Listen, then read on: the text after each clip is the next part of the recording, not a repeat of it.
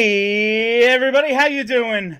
Woo! Welcome to PHLY Flyers postgame presented by Bet365. Download the Bet365 app. Use code PHLY365 when you sign up.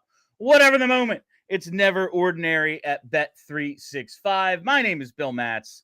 I'm your director of fun and games for the evening. Joining me now, it is Broad Street Hockey's own Kelly Hinkle. Charlie will be along in just a little bit. How about our Flyers? If you like tonight's outcome, all about that tank, baby. Hit the like button. Let's get some likes. You know how it goes. Unless we get 100, I'm not allowed to eat. Even at home. Even at home. Ava locks the fridge. She does. She's on board. She's got a padlock. It's really upsetting. They're all in cahoots. We have to get 100, and if we hit 100, we need 420. All right, Hinkle. How about those Flyers tonight? Really, I said right before we went live, this is one of the first times like this month, I guess, in the last however many games, really since they fired Tortorella, that they played a playoff contending team, a team with playoff hopes still alive, and they actually came out and wanted it. Like you said, basically, yes. Like they've been slipping on banana peels winning these games lately. And while, you know, it's frustrating for the fans who just, okay, man, like, if you could have won a few months ago, that was nice. But now let's just get the draft lottery odds. Frustrating, but so much of it was, you know, I don't know. The Rangers need to play harder. I don't know what to tell you. Like, why don't the Rangers just not give up 8 to a terrible team? You know, tonight, Columbus, after the first period was a little annoying. But after that, they come out and just kind of take over the game. And Jet Greaves is freaking awesome, apparently. 1T Jet looked very good tonight. I was very impressed with him. Yeah, I saw Kevin Kerr's tweet about how, like, turns out developing a goalie in the AHL actually works. Yeah. They brought him up a couple of times throughout the year. Goaltending there hasn't been great. They have like a team save percentage coming into tonight of like .893. It's been an issue, but hey, they've had that kid down there, and Greaves, undrafted, now in April, has 2 shutouts and has just really been dominating since he came up for this stretch run. It's been really cool to see for them, and you know, the Columbus story. It's great, honestly. It's hard not to root for Columbus. The tank implications certainly made it even easier tonight. But here we are, another regulation loss for our Philadelphia Flyers. 1 game left, Hinkle, and this is your final post game of the season. So congratulations, you made it. We still have 56 and a half minutes, but you've made it. We've done it. No, we're not done. No, that's okay. And that is all the time. No. So it's been a hell of a year, but I just got to say right off the bat, thank you for all you've done for us this year. Your contributions are much appreciated by me and our listeners.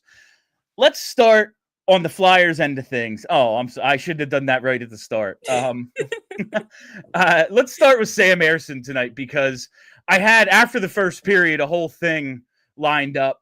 Like, this guy, he wins at the wrong times, you know? So last season, and I mentioned this in pregame, remember, like, after his collapse last year, he had that, it was a stretch of 27 games from the time he became the number 1 because of the Carter Hart situation. He went 9-13-4 with an .866. And then over the final 3 games, of course, they lose the last one, but he goes, went 2-1-0 in his final 3, stopping 60 of 62 for a .968. Had a shutout in there. And what's wrong with him? He stops 9 of 9 in the first, and I was like, here we go. This is it. And honestly, he wasn't terrible tonight. Now over these past 2 games, 68 of 74 for a .919. So he's played better than he had played, but it ultimately doesn't cost us tonight.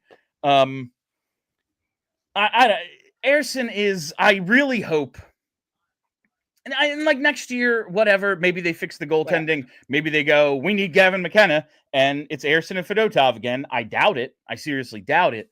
But seems unlikely, but the timing of this stuff, you know how we always talk about recency bias?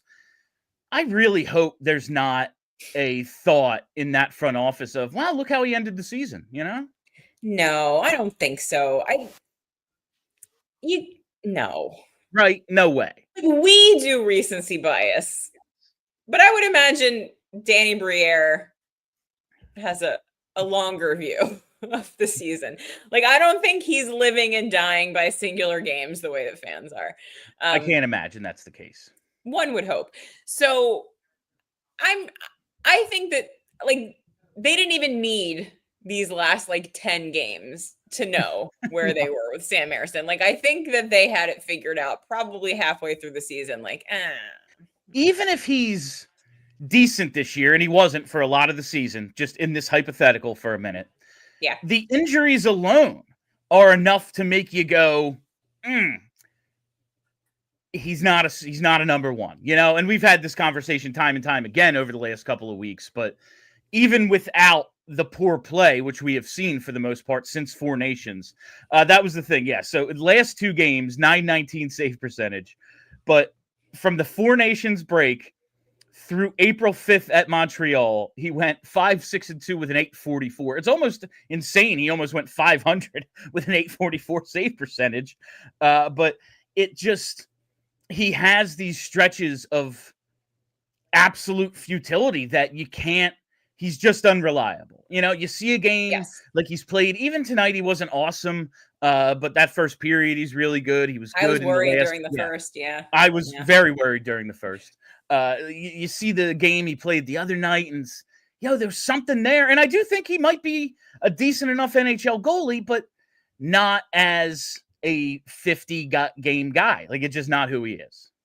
No, and you're right. Even with the injuries, like, even if he was, like, good enough, 902, you know? Yeah, I don't think that you could go into a season that you were hoping to be successful, like, without a really reliable backup, because, like, you have to imagine that this guy's going to get hurt at least once, because it's the groin.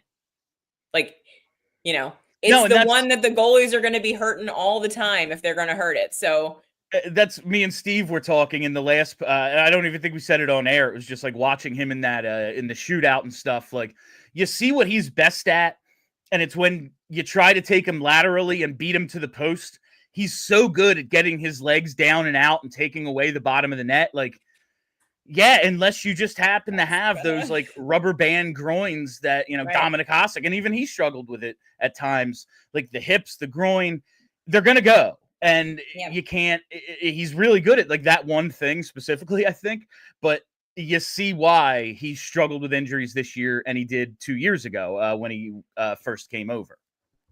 Yeah, I'm really hoping that, like, we don't have to begin next season having these, like, incessant ongoing conversations about Sam Ersson. Like, I hope that we are presented with some kind of change. I mean, just for content's sake, Kelly, I hope we're not, because it's going to bore the I know I'm bored. Like, it's going to bore the listener. The Morgan Frost. Yeah, like, I don't want to talk about him anymore. Like, what is this guy? Who cares? Like, why are we still devoting? It's like the Scott Lawton, the Morgan Frost, like, all these conversations. Like, what are we devoting this time to?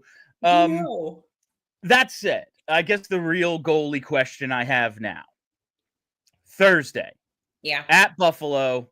If they lose, they're in that 4 hole. 4. It's right there. I realize that the coach is on an interim basis, and he would like to interview for this job, or at least be considered for others, if not here. I realize the players on the ice don't want to, go out on a loss. Right. Devin Kaplan's probably going to make his debut, if that matters at all. I don't know, just a fact. Is there any actual logical reason, though, that Kolosov doesn't start on Thursday? Logical? No. There's no logical reason. For the good of the franchise. You know what I could see happen? You remember when Coley had those couple of games that are just like, you were just like, oh, maybe he's got something. Like, it'll be one of those, because we can't have nice things. I just feel like he's so done, and they're so done with him. Like, he could play great, and the team in front of him's like, we're giving up 5 tonight. Sean Couturier might start taking slap shots at him from his own hash marks. Like, I know they're not going to. Maybe it's Fedotov, but Ersson is kind of the one who may have a future here, so you put him out there because he's your guy. But to me, there's just absolutely no logical. Once JJ on the broadcast tonight is actually talking about like the draft lottery ramifications, that means it's freaking over, baby. Like that means it's done. It's dead. Let's lose. Everyone needs to be on the same page in this game. Like Devin Kaplan should make his debut, and it should be in place of Travis Konechny. Why not? I do wonder, like, it's the last game. It's game 82. It means nothing. For both It's teams. not like, it's not like a rival. Like, no one cares about the Buffalo Sabres, really. No, the Sabres don't care about the Sabres.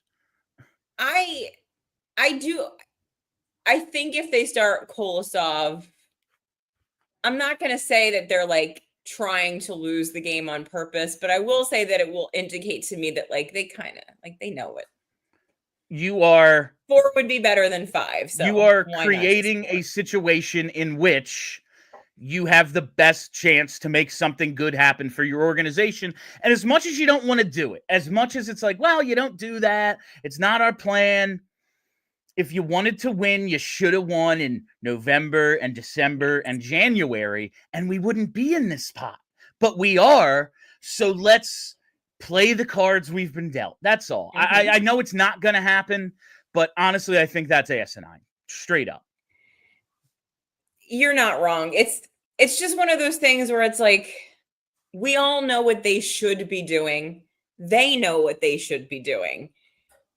But like the very dumb hockey man brain won't let them do it. Not, at least not all the way. Maybe Bradshaw knows what, like maybe he's the guy that'll be like, you know what? I know what we need to do here. I've been watching this team for 3 years. You're playing 17 minutes tonight. We need a top 5 pick. I've been watching this team for 3 years.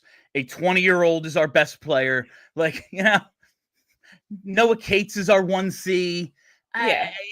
Maybe just lose this last game.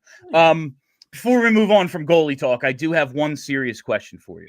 Okay. Most valuable Jet to the Philadelphia Flyers in 2024-25. Double T Luchenko, single T Greaves. To this year's Flyers, single T. Single T got it done tonight. We needed him and he came through.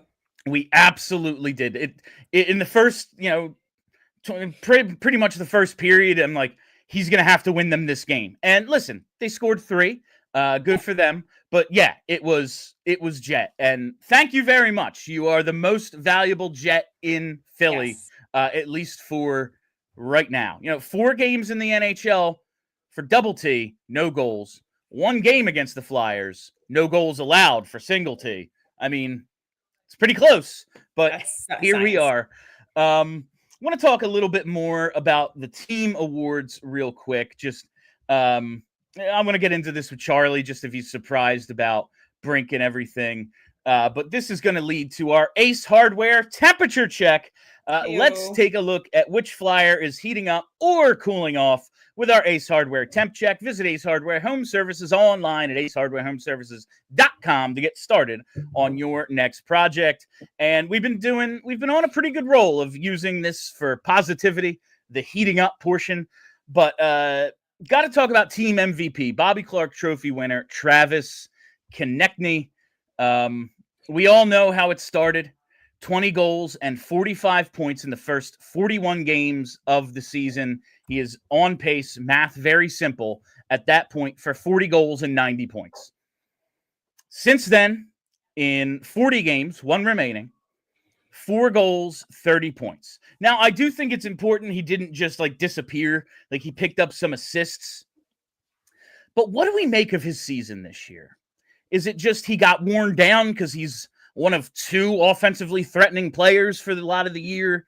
Do you buy my theory that he's, if not injured, at least hurt? Like, what do we think of TK's season?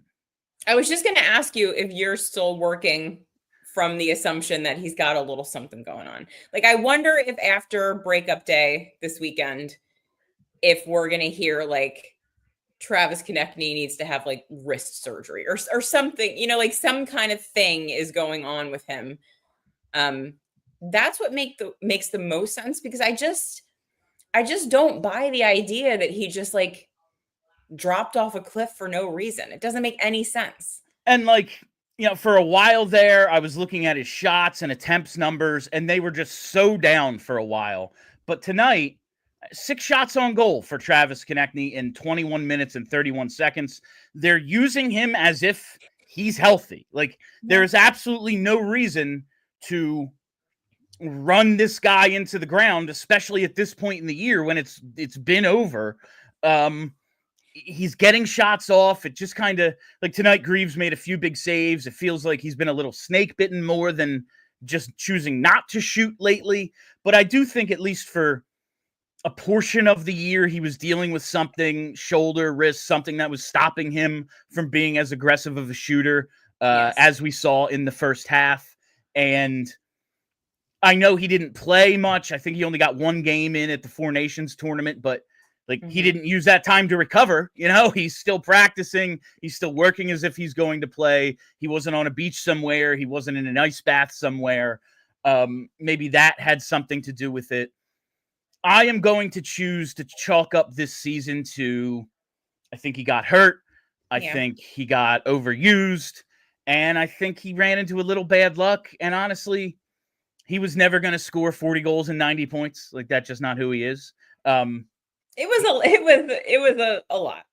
I think it's just kind of all of those things. Yeah. And I'm going to choose not to like hold this second half against him going into next year. Now, if he is on a 60-point pace and not a 75 or 80-point pace to start next season, then it's like, ooh, that's a little rough. And listen, that contract in terms of the cap will age pretty well. It's not going to kill you, but it is, man, we really needed you to be a 30, 35 goal, almost point a game guy. And if you're not, that's a little bit of a letdown. The fact they have Mishkov, who can play that first line right wing, but we're counting on him to be one of the guys who's still good when this team is supposed to be good.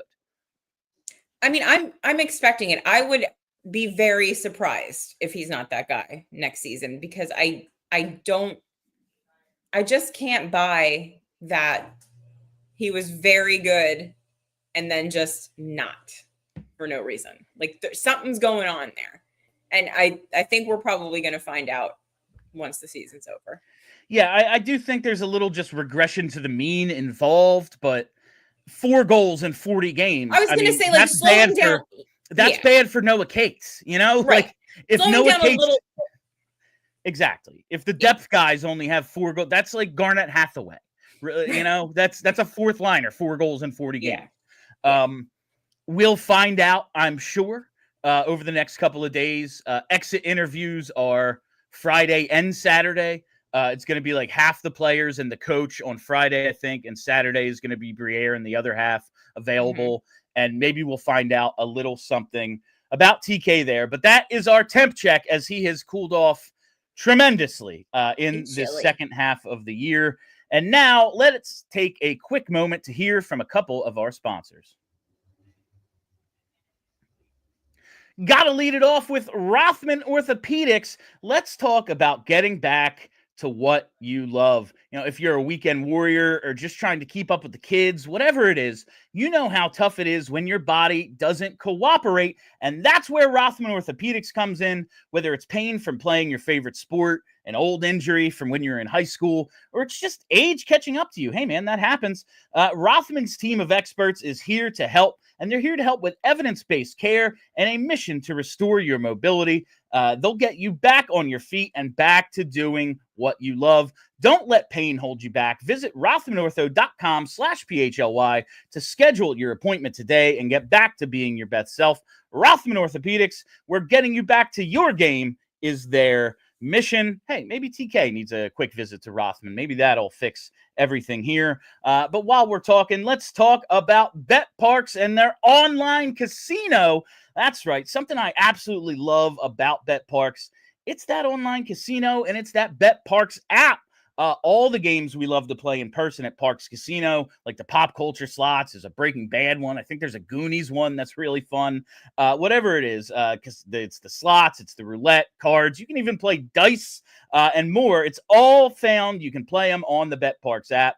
Parks Online Casino has the games you love, whether you're at home or on the go. Maybe you're feeling a little lucky. Some of your other bets are paying off and you're in intermission. Hey, let's check out that online casino.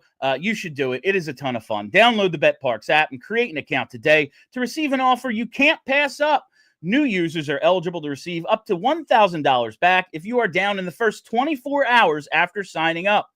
BetParks Online Casino is available to PA, New Jersey, Maryland, and Michigan residents. Terms and conditions apply. Parks Casino, this is how you win. Must be 21 and over. Gambling problem? Call 1-800-GAMBLER.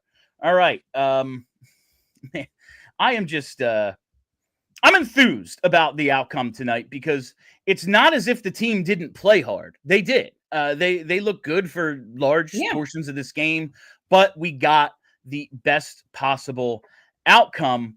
We talked about TK winning the Clark Trophy as the team MVP. I want to talk a little also about Travis Sanheim's season. Just put a wrap on it, put a bow on what we got out of Travis Sanheim. Obviously, used as this team's number one defenseman for pretty much the entire season. Tonight plays 23-19. Jamie Drysdale was second, under 20 minutes. He has been eating up those big minutes. And like you said, in pregame, Kelly, a good team, maybe this isn't his role. It is great to see he can do it. But just looking at his numbers, 8 goals, 30 points in now 81 games this year. And a lot of that came in the first half. Another guy who didn't get didn't get the 2-week break. He actually played a bit for Team Canada in the Four Nations. Where are you on Travis Sanheim, the other half of the Travi, as we go into his now what is it? He is age 29. He turned 29 at the end of wow. I don't like that a little bit. I just forget what it means for like his career arc and everything. I was there when they drafted him. I remember I don't like that. I don't like it, but 29 now, Flyers number one defenseman, wins the Ashby Trophy as their best defenseman. Where are we with Travis Sanheim? I'm still on Travis Sanheim. He's a very solid defenseman. He's extremely reliable. Night in, night out, you know what you're going to get from him. I think ideally he's a very good 2 for you. Better than Provorov. So vindicated. Probably having a decent season over there. He's doing better than he did last year. And maybe he'll get to enjoy the playoffs a little bit, whatever. Picked up an assist tonight. Yeah. 32 points, 33 now points for Provi. So basically the exact same numbers, 7 goals, 26 assists. Yeah, I don't see a lot with what we're asking of Travis Sanheim and what he's given to work with. I don't see a lot to complain about with him. Yeah, I think I just hold against him what we saw in the first half of last year, and I just have a thing with tall defensemen who don't hit. But that's a me problem. That's a me problem. I think that's why most Flyers fans who don't like him because he's big and he doesn't smash. Very, very well could be. But I'm I'm trying to find comps. I always just try to find comps that I can wrap my head around. And I think it's like a more, especially in a different role when he's not playing, 25 minutes a night, and he can be even more of a rover, like steady, not a top pair guy, but a more offensively oriented Braden Coburn. Like if that's what he is in his 30s for this team, that's acceptable, right? That's fine. Yeah. It's just like with like Travis Konechny or Sean Couturier or any of these other guys that are like getting up there in age. Like Danny Briere needs to make it so that Travis Sanheim is not the best defenseman on the team. Like that's a Danny Briere problem that needs to be solved. And so long as that problem can be solved, it's obviously a big problem. but it can be solved. So long as we're not expecting Travis Sanheim to be the best defenseman on the team, we'll be fine. Yeah, absolutely. I think it is No good pressure. he gets this opportunity to do this, and then when they scale it back, hopefully we see more of the positives, more of the things he does do well, and he can play in at least 2/3 of situations. Still just can't buy power play time, you know? I will never understand it. Like I just don't get it. He got power play time with Team Canada. So that's, the best defenseman in the world. Yeah, so maybe we just like give him a shot. I just don't get it. Especially whatever. We don't have to relitigate this year's power play, but like everything's going terribly wrong. How's that not a thing you try for a little while? I don't know. It's the power play. Of course, it's been hot since they fired John Tortorella and the defensive head coach took over. A lot of it was those loosey-goosey games. That first power play tonight, I was like, oh, they're getting one, and then it reverted back throughout the game to what we have seen for most of this season. I want to do this tomorrow with Charlie. But since you will not be with us tomorrow, Kelly, the Tortorella Fallout continues. I want to talk about this. It was on, what was it, RG Media today. There was an interview what is this? I don't know where this website came from. RG.org, which I feel like I've seen a few times. I want to get the writer's name here, and it's not showing up for me immediately. Scrolling again. This is just like pregame when we're super. James Murphy. Yeah, great interview. Good work. I just had never heard of that website before. Yeah, now I feel like it's popped up a couple of times in the recent past, but it's not one I'm all that familiar with. But if you haven't read the article, James Murphy, RG.org, sit down with Coots about his season, and we got some interesting quotes. He's diplomatic, Sean Couturier, in discussing the John Tortorella situation. Because that's who he is. Yeah, he's not. Yeah, he's a hockey player. He's not going to go nuts. He's not going to be Calvin DeHaan. I guess the most forthcoming player in the league. The Calvin Rangers DeHaan are such a disaster. It's so delightful. It really, so great. Even if it's just for 1 year, it's nice that they're just freaking terrible.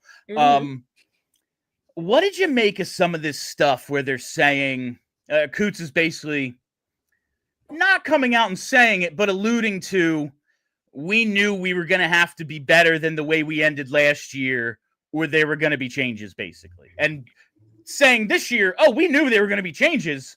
We just didn't see it coming with 9 games left. Right.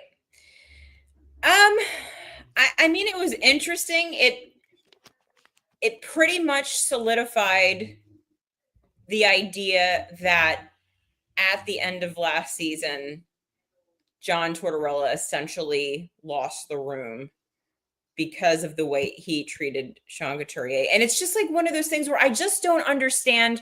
Like, I know that's his thing. Scratching dudes, that's his thing. That's what he does. But it's just like such a strange move to make, to just like, you're extremely well-liked, very nice and agreeable captain, to just decide that you're going to like light that relationship on fire for reasons. And it's like, I would honestly, like, I wish that I could sit down with John Tortorella off the record and be like, bud, what were you thinking? And did you know what would happen when you did that? I had a couple of takeaways from this. My first, just reading it, I've been pretty, not lenient, but just backing off and letting the Briere Jonesy stuff kind of play out and trying my best not to hold the faults of previous regimes against them, because they didn't do it. Jonesy was a broadcaster. Briere was getting his MBA, and then he was, basically the assistant to the GM.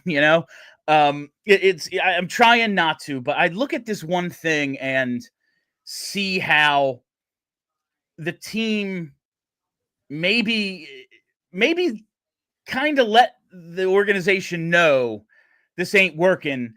And I fear this was a wasted season because Briere and Jones made a mistake that Chuck Fletcher made, thinking like they thought with Alain Vigneault, yeah, it's not going great, but the offseason will fix it.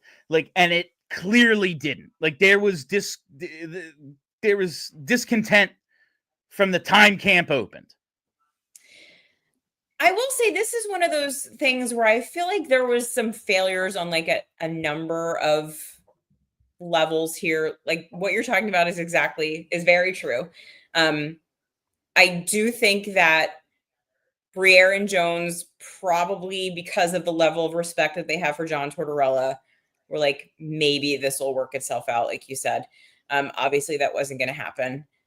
I also think though, like after this Couturier thing came out, I saw like, several of the members of the Flyers media kind of being like, oh yeah, like you could tell after that happened, it was all falling apart. And it's like, but none of you reported that it was falling apart. Like maybe if there had been pressure in the media to say like, wow, this is starting to look real bad. Wonder what's going to, you know what I mean? Like some kind of reporting on what you saw during your interactions with the team after Sean Couturier was scratched. Maybe if there had been some story about that and we weren't all left to just guess what was going on because we're not in there, maybe something would have been different. Like this is a whole ecosystem working together. And it just would have been, I think, nice. And I understand that all these dudes really value the access that they have, and that's how they make their living, and they don't want to get yelled at by John Tortorella, and they don't want anyone to hate them and all that kind of stuff. But like also, you're a journalist, so like, Now, that said, and that's a totally not different... talking about Chuck, by the way. But just, I will say, I also, reading this, it's like, you probably should have seen it, I guess. But did they value Tortorella getting a year with Mishkov over any other potential ramifications? Because he is what this whole thing hinges on. And listen, management, GMs, whatever, they're paid to lie, sure. But maybe Danny Briere, when he said, I think it's huge that he's going to get a year with Tortorella, and I think maybe that was a little telling too when they said 1 year and he had 2 left on his contract. Maybe they really did value that quite a bit. Him getting that at least 1 year of this hard ass who's going to create a baseline of, there's going to be no nonsense. There's going to be no inflated ego. It is going to be Torts' way, and you're going to deal with it, teenager. Also, and I know no one wants to hear this because it's freaking Comcast, and honestly, yeah, you're right. Maybe they made it known they weren't interested in paying Torts not to work for 2 years after they just did the same with Alain Vigneault. That was big money for 2.5 years. Vigneault came off the books after last season. So they got at least 1 year of paying just one coach. And again, poor Comcast, Crimea River, but like maybe that had something to do with it as well. I do. That probably had something to do with it. I mean, they pay John Tortorella a lot of money. It's not like he's making, $1 million or whatever. Like he gets paid a lot of money. I think it was a 4-year, I think it was $4 million a year for 4 years. Yeah. And Alain Vigneault's, I think, was 5 for 5. So you would have gone from paying a guy a bunch of money not to work for you to doing the exact same thing for another year or two. And we know the Flyers, it's not like they're going to go out and hire the cheapest coach available to replace Torts. Right. It would have been another big money hire. And again, it's Comcast. They have it. But no business wants to do that. I do think that your Michkov thing, I think that's a bigger part of it. Yeah. I think that's an interesting thought because I would imagine that there was some calculation there where it was like, okay, yeah, he's pissed off these guys in the locker room, but they're going to have a whole summer off to like cool down. And we really want to get the kid a little bit of time under Torts. And like, I think we've said this a number of times now, like I could see them having gone into this season thinking that this summer they were going to part ways with John Tortorella. Like this was going to be the last year. We're going to get Michkov 1 year under Torts. Then we're going to move on to something else.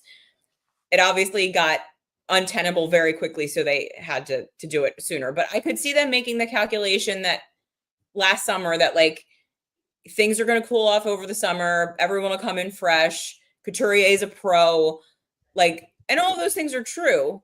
But I do think that like for the whole rest of the room, once you plant that seed of like, it's not so much like you can be mean to me and you can scratch me and you can scratch my homies and all that stuff, but there's like a level of respect that I think was supposed to be there. And I think that the Couturier scratching and like the subsequent comments about it, like making it very clear that it was a healthy scratch and like all that kind of stuff, was like kind of a level of disrespect that like once that seed is planted with the whole room, I think it's probably hard for that to get out of anyone's mind. And so they made this calculation. It didn't work out, but at least we know that they were willing to do the thing that needed to be done when it was clear that it needed to be done. It was. And it's very funny now, just the hindsight of he was never the right coach for a rebuild. And then, oh, we got rid of him. And he was helping us tank. And now they're good. Should have kept him. No, All we're right. winning. Before Charlie jumps on with us, I have to take another quick second to tell you about a couple of sponsors.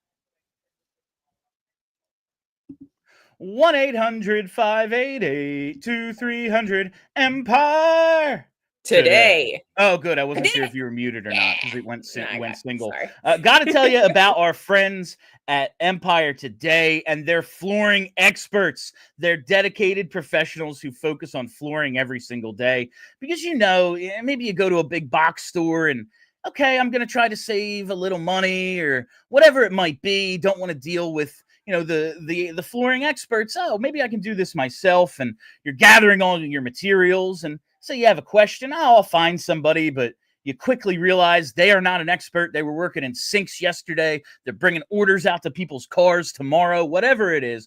The big box stores, even if they have a flooring department, they're not experts.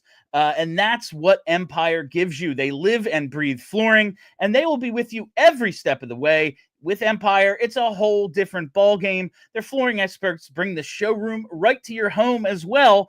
You can pick the right flooring and the right colors for your space, in your space. You can see how it looks up against your furniture, in your house, the colors, and get precise measurements taken and have all your questions answered so there are no surprises. And with Empire Today, you get clear, upfront, and all-inclusive pricing. Plus, you can schedule installation as soon as the next day. So schedule a free in-home estimate today because some things are just better at home. PHLY listeners can receive a $350 discount when using promo code PHLY. You heard that right, a $350 discount with code PHLY. Restrictions apply. Visit empiretoday.com/PHLY for details.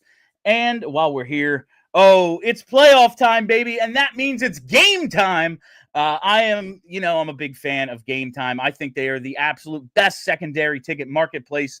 And, no playoff hockey here. We're out of home games, but maybe you want to go to Allentown, check out some Calder Cup playoff action. Maybe you want to make that trek up to Newark, check out New Jersey in those playoffs. Well, you got to do it with Game Time and use Game Time Picks. It's their top feature that filters out the fluff and shows you only the best deals on the best seats. And with Game Time, with the Game Time app, prices actually go down the closer it gets to puck drop. With killer last-minute deals, the all-in pricing, the views from your seat, and the low price guarantee, Game Time takes the guesswork out of buying playoff tickets.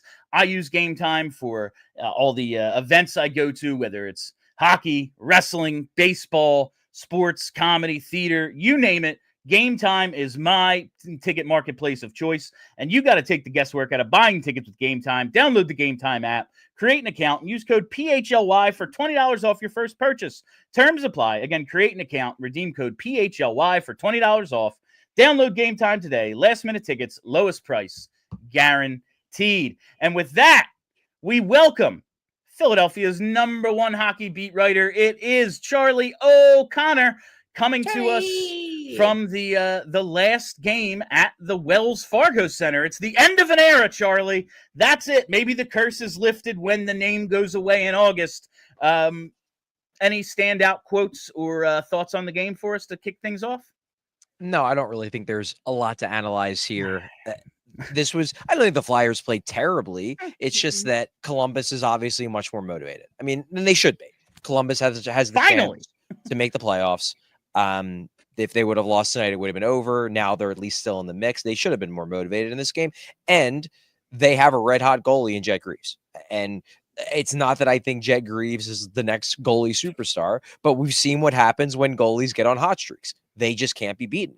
And tonight, did the Flyers play a fantastic game? No. But had they gotten a few bounces, they probably could have won this one. But Columbus had more to play for, and they had a goalie who's red hot, and that's what happened. Charlie, do you think with the naming rights expiring in August, when Wells Fargo goes away, the curse will finally be lifted and we will see successful postseason hockey once again in Philadelphia? You know what, William? It can't hurt.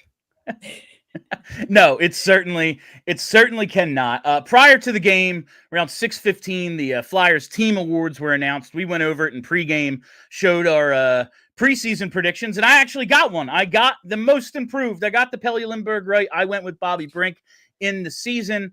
You know, last week when we started talking about this and looking back at our predictions, I think we were all like, seems like Noah Cates. Were you a little surprised by Brink over Cates? This is voted on by the players, correct? It is. Okay. Brink was one of the guys who I thought was a possibility. I thought Brink was a possibility. I thought Cates was a possibility. I thought Drysdale was a possibility. There were a few that I thought were legitimate possibilities for the players to kind of latch onto. I think what really does it for Brink is that, number one, Cates has been good before.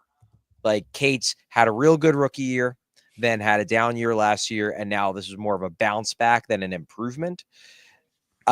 Drysdale, it was more about like improving over the course of the season. He got better as the year went on. Bobby Brink pretty much showed up this year and was this guy from like the second month of the year. Basically, once he clicked with Cates and Forrester, it was like, oh, he can check now, even though he's 5'8". And I think that's what impressed his teammates so much, is that this is a guy who last year, the idea that Bobby Brink could be a key cog on a shutdown line, like, we watched him. He was a finesse-only player who really wasn't good defensively. And now not only is he on a shutdown line, he's making defensive plays. He's winning puck battles. He's knocking guys off the puck, even though he's not big. And is some of that getting stronger? Sure. I'm sure he worked real hard in the gym, but some of that is really committing to the art of checking, the art of leverage, and then having the willingness to do it. And I think that probably really impressed his teammates. Chuck, Bill asked me a very important question before you got here, and I want to hear your take on it. Most valuable Jet to the Philadelphia Flyers this season: 1 T-Jet or 2 T-Jets? Wait, what? Greaves Jet or Greaves or Luchenko? Which Jet is It's most attack, valuable to the I was Flyers? like, what? Well, it's to this season, probably Greaves, right? Because he actually led to something that will affect the Flyers' reputation. Now, for the future, obviously, it's hopefully going to be Jet Luchenko. But one would hope. How many games did Jet Luchenko play for the Flyers at the beginning of the year? It was like 4. 4. Yeah. And he didn't score a point. Yeah, given the high leverage nature of this game, if you're purely looking at this from a draft pick standpoint, yeah, it probably was Jet Greaves. All right, Charlie, you put out an article earlier this evening breaking down the signings of Bump and Kaplan. Just everyone who hasn't read it, go to allphly.com. I don't need you to give away the store here, Charlie, because, hey, we got a diehard sale going on. If you're not a diehard, go sign up right now. $36 for the year. Read all Charlie's stuff. Read all of our all-star rosters with the stuff. You know the benefits. The only question is, why haven't you done it yet? Go to allphly.com, sign up, and read Chuck's article. But just your reaction to the signings. We can get more into this on the show tomorrow. But what did you think when that got announced today? Well, I mean, I wasn't even a little bit surprised about Bump. I know, you kind of led into that on yesterday's show of like, oh my God, I'm getting worried. It was like, Bill, he's going to sign. He's going to sign. He's going to sign. Don't worry. Kaplan surprised me because we're talking about a guy in Kaplan who, he was a 3rd round pick a few years ago. That said, he was a 3rd round pick of Chuck Fletcher. Danny Briere was part of the organization, but Danny Briere wasn't the GM who made the pick. So there wasn't necessarily going to be a tie to Kaplan the same way it would have been as if it was Chuck Fletcher's pick, even if Brent Flair is still running the show from a draft standpoint. So that was number one. Number two, Kaplan hasn't done that great at BU. his first season, he was promising 23 points of 40 games. Next 2 seasons, he just kind of stagnated. And a lot of times those guys don't get picks, but I had a chance to chat with Danny Briere before the game today to talk to him about Kaplan. And I think it really just boils down, and this is just one piece of the article. There's so much more, including, a lot of people were wondering, why didn't Alex Bump sign a contract at the start of this year? Well, I have that information in the article, and you can go pay for it and read it in that article. But I will give a little bit away on Kaplan. It just seems like number one, they do like the raw upside. I mean, the guy's 6'4". He's big. He doesn't always play physical, but he can. He's got raw puck skills, so they like the raw potential there. But they also feel like, I think they needed some more size in the prospect pool. They needed somebody, and it's not like he's just a fourth liner or a bus guy. Like, if he hits, he could be a middle sixer. That is his plausible ceiling. Probably less likely to hit that ceiling than Alex Bump, but it's there. But I think they feel like his combination of size and willingness to be physical, which I think they feel like they can foster even more once he's under their watch, that is a skill set that maybe they don't have enough of in the prospect pool. And, they clearly prioritize Grubyankin in the trade at the deadline with Lawton. Yeah. So that was a guy where they're bringing in size on the wing, and now with Kaplan, they're bringing in more size on the wing. I don't think that's a coincidence. I think they looked at their NHL roster, they looked at their prospect pool, and they said, we might need some bigger guys to balance out the smaller guys. That looks like, guys like obviously Mishkov, but even like a Brink, who seems like he's establishing himself as a guy who's going to be part of this. He's not getting bigger. Like, he might get a little bit better at checking, but he's not going to wake up one day and be 6 foot. Like, they're going to need to balance out the small guys with bigger guys. And I think that was a big part of signing Kaplan. You heard it here, folks. Bobby Brink needs to get on the HGH. All right. He's that leg lengthening surgery. It's funny though. I got a DM from friend of the show at JFresh Hockey after yesterday's show when we talked about Bump's options, and it was actually he would only have to go back to school for one more year because he did a year in the USHL. It was like a whole thing. He laid out everything, and I was going to get into it tonight or tomorrow, and now I don't have to. He's here. It's none all of this fine. None of it mattered because that was entirely an online created controversy. He was always going to sign. Charlie, we were just nervous, Charlie. Even if it wasn't an actual, it wasn't even an actual controversy. I don't even know if I saw that many people freaking out about it. But I have lived here my whole life. Bad things happen to us. We have horrible luck. This dude, he was a 5th round pick. Now all of a sudden he's the national champion. He's up and coming. Looks like we found our diamond in the rough. It seemed as if, well, yeah, something's going to go wrong. Why wouldn't it? But at least for now, all is well. All right. It is time for Charlie O'Connor's 3 stars of the game presented by Rite Aid. It's those Rite Aid 3 stars. Charlie, for the second to last time this season, who was star number 3? Yeah, just to be clear, there's no Flyers on this list. It was a 3-0 game. They got shut out.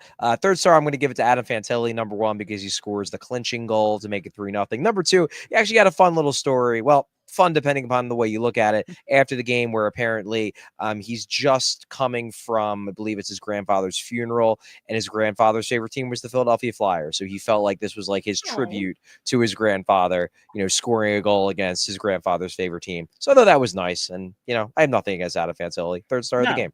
If there's not a part of every hockey fan rooting for Columbus, there's something the matter with you. I don't know what else to say. All right, star number 2. Star number 2, I'm going to go with Kent Johnson just because he got completely screwed out of what should have been a breakaway because the official decided that he wanted to be the third Flyers defenseman on the play. And then a few minutes later, he scores a goal to make up for it. So it's kind of like, what, props to you, kid. You got screwed over by the hockey gods, and then you said, screw you to the hockey gods. I'm scoring anyway.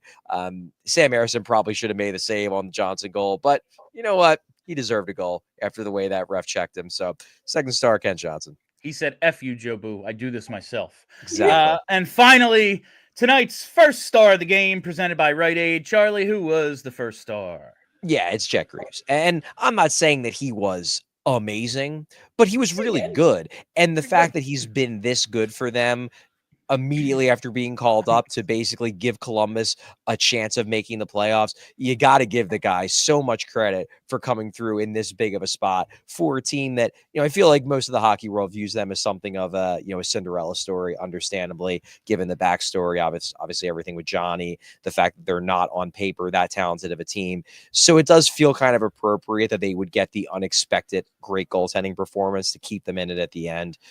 Jet Greaves is having a great finish of the year, and you just kind of have to tip your cap. Easy selection for first star. All right, that is Charlie O'Connor, Philadelphia's #1 hockey beat writer. Charlie will be back in studio with me tomorrow as we prepare for the final game on Thursday. But until then, Chuck, get to work. You're not doing enough.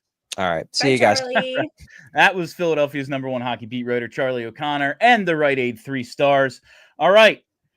It's time for tonight's keyword, and it led in perfectly. Good job by me scheduling the putting together the outline in this order, because tonight's keyword is Jet, as in Jet Greaves. He has been freaking awesome since this most recent call-up. We talked about it at the beginning of the show. His 3 games in April before tonight, 3-0-0 with a .968 and 1 shutout. He adds another shutout to his ledger this evening on another 29 out of 29. So pretty damn good run for him. Undrafted 24-year-old goalie. Can't be beat right now. Is playing awesome. He was great in a back-to-back over the weekend. He played both games. I thought that was illegal personally. It could be. I am really rooting for Carolina to beat Montreal in regulation tomorrow. That would be tremendous, just to give this Columbus team a shot against the Islanders to get into the playoffs. And this could be yet another really cool first round story. Like, oh, this rookie who we just brought up a couple of games ago is now our game 1 starter, and he's been killing it. Like, a hot goalie changes a lot. I realize Columbus, even if they get in, they look like first round fodder, much the way like the Isles and Caps were last season. But a hot goalie changes that, or at least could potentially change the outlook. So that's cool. All you have to do to enter to win a PHLY Flyers t-shirt of your choosing, DM the keyword Jet, J-E-T, to either the PHLY Flyers Twitter account or the PHLY Flyers Blue Sky. DM us Jet, and you are automatically entered to win. Do we have Tankathon keyed up here, Bree? We want to get to our Tankathon spin tonight. If not, we can go right to Super Chats. I asked that Jet question so poorly that I made Charlie glitch out. It did, yes. We do have tonight's Tankathon, and with the loss, has something changed? Could you hit refresh for me, Bree? Because I think we have fallen to the 5th spot. Yes, there it is. All right, Bree filling in for us tonight. Brenna is what the hell is she doing? Taking a whole week off? People taking vacations just because they're allowed? What is this world? But Bree has been doing a tremendous job. All right, sim that lottery for us and spin that wheel. All right, let's see where the Flyers end up, and they fall to 6. They've been falling a lot, and this is what makes it so important. Thank you very much for that, Bree. That's what makes it so important. Isn't just your odds to get to #1 or #2 by winning the lottery, getting that 5th pick. It also means you can only fall 2 spots, and if this is like a 5 or 6 player draft, falling to 6 doesn't kill you. Falling to 8 may. Yeah, this is the biggest must lose of the last few years that I can think of. Like they really got to lose this game. I really need what I need really is for the Sabres not to do what most of these teams have been doing over the last 10 game stretch. I need them not to give us this game. The Sabres need to show up on Thursday and actually try to win. And we're getting at least a little bit of help in the standings with loser points. The Ducks are just now going to OT with the Wild, so they pick up a point. The Bruins forced overtime and lost with the Devils, so at least they get something. No help from the Sabres. They got shut out. So the Islanders lost, but at least those teams are right around us, and we are big Kraken fans tonight. The Kraken are at home against the Kings. Kings, very little to play for, and they're not very good on the road, so maybe the Kraken can help us out here as well. All right, let's get to those super chats. Let's see this first one here. It's just Obi-Wan saying, hey, Hi. great to Hey, see you, Obi. I appreciate all of the super chats and everyone listening and tuning in, honestly, because yet another lost season in the history of the Philadelphia Flyers, and you maniacs have been with us all year. Very much appreciated your patronage here, Obi. All right, from our friend who is Mike Mall. Just when I think I'm out, they pull me back in. That's, hey, man. You're never getting out. We're never out. Like, what, are you going to give up now after we live through all this? But No. now, listen, they did the right thing. They lose in regulation tonight. It's all dandy. They're right now in that 5 hole. And if they lose to Buffalo in regulation, they could get to 4. That's huge. That's absolutely huge. So let's do it. Let's keep this tank rolling, baby. All right, from Tyler Heath, Nick Seeler in net Thursday. No hockey pads. That dude might be our best goalie. I was going to say, I like where your head is at, but I worry that he would literally pass away. Like, he's got to stop. I'm afraid he'd win the game. Blocking shots. Oh, that too. He's just, the way he's sacrificing his body for these meaningless games. Like, I need him to take a break. 4 blocks for Seeler tonight. The other 5 defensemen all had 1 each. At one point in the game, JJ quotes Sealer's 400 blocks over the last 2 seasons, and that's insane. But I honestly thought he was going to say he's got 400 blocks this year. While that math is ridiculous, I would have accepted that as true. That's real. Mm-hmm. Yeah, 400. That's about right. Makes perfect sense. He is absolutely the kind of lead by example player I'm cool keeping around. Heart and soul kind of guy. Pretty surprising he didn't get that Gene Hart award, but Noah Cates also very deserving. And really good season doing what he did again at center. With the matchups he takes, all that, the offense coming back a little bit. But Nick Seeler, man, big respect. And I mean, and a team that drives me absolutely freaking nuts on a nightly basis. Like, this dude is now playing with Sanheim. He's getting more minutes than he probably should. 1846 tonight. Just a shot blocking machine, puts his body on the line for all of us, the fans, the team, whatever. I love Nick Seeler. I really do.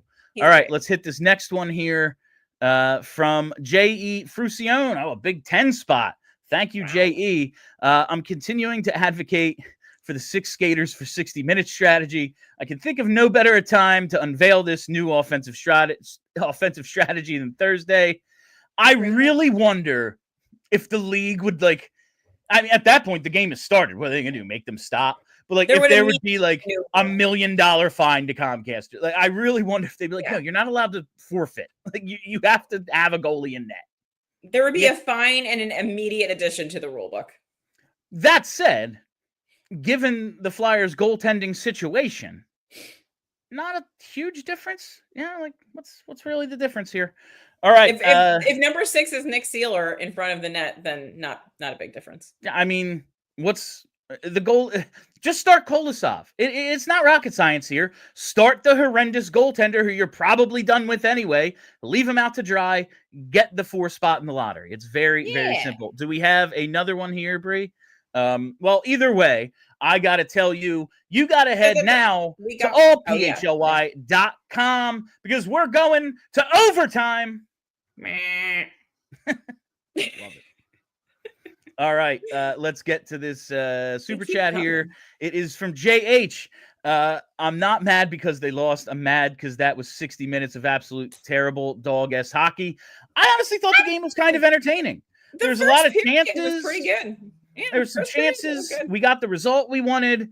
I didn't think it was I think they have played much, much worse games in the last 2-3 weeks. I'll say that. That they've won, actually. Yes, and then they've won, which is even more upsetting. All right. Do we have, I believe that is all of them. Is there one more here? And then another from JH. How do we get Yakety Sax to play on the PA on power play? The power play is what it is. It seems like we have a couple more coming in now. Let's knock those out. From Gary B.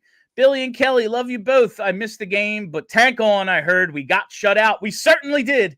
A nice 3-0 loss. And it has the added bonus of keeping the Columbus story alive at least for one more night. We can all tune in and be huge Hurricanes fans. Get it done for us, Dr. T. Come on, baby. Yeah. All right. From Vineet Singh, the case for Cates, similar to Frost, Cates is not a 1C, and with Jet and a rejuvenated Coots, he is limited to third line left wing, 4C, or fourth left wing. Do we lock him up with Bump, Barks, and Grebs waiting? Yes. I mean, lock him up. Do I give him 8 years? No. But here's the thing. He also has value in terms of if you do have guys who can do what he does, if it does end up being redundant, like, you can trade him and he's got value. Like a 30, 40-point guy who can play those minutes. Yeah. I also don't think the likelihood that Grebenkin is as valuable to this team as Cates seems like a long shot to me. And also, I don't think he's the same kind of player as Bump at all. So, like, it's a good problem to have depth. Yeah. Having Cates as a winger on the third line is like something that I like actively want to happen. Like, I don't think that's like a consolation of any kind. No, and again, like that's his flexibility, his versatility, also very big. Like, they just got Grebenkin and a first. Listen, it's a 2027 first, and they're never going to make that pick. It's going to get traded, guaranteed. But they just got two pretty valuable assets for Scott Laughton, and like if Cates can be kind of that utility guy like Laughton, but maybe better, more offense, like better checking center or a winger, good forechecker. It's not a bad thing to have good players. All right. That will do it for us. That is all the time we have for you on PHLY Flyers postgame presented by Bet365. Download the Bet365 app. Use code PHLY365 when you sign up. Whatever the moment. It's never ordinary at Bet365. Got to tell you, if you haven't gone and checked out the events calendar at allphly.com, you are missing out. Go to allphly.com/events right now. Lots of stuff coming up, but one this week. It is on Thursday of this week. It is the Draft Summit. That's right. The Cuz, Anthony Gargano, and Fran Duffy, and all sorts of PHLY personalities going to be hanging out at J.D. McGillicuddy's in Manayunk from 6 to 8 this Thursday, April 17th. Make sure you head out there, have some Pabst Lights, have a good time, talk some birds. Listen, I know the Phils have been frustrating us. Nice win tonight, though. The Flyers, Sixers, they are what they are. But we got our Super Bowl champs. Go out and talk a little Eagles and draft with Cuz and Fran on Thursday. All right, that's it. My name is Bill Matz. That is Kelly Hinkle. Until tomorrow, let's go Blue Jackets. We all silly like the mayor.